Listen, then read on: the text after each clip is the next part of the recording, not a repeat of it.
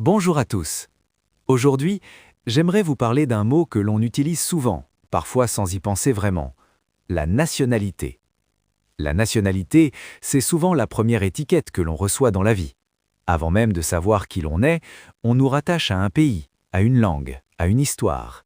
Elle figure sur nos papiers, mais aussi parfois dans le regard des autres.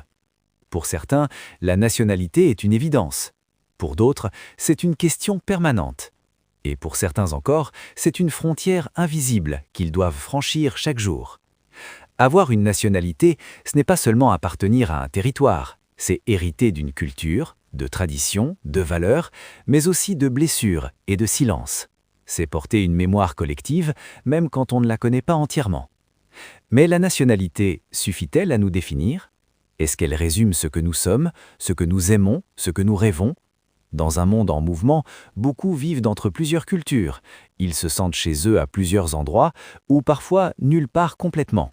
Ils parlent plusieurs langues, pensent différemment selon les contextes, et construisent une identité qui ne rentre pas dans une seule case.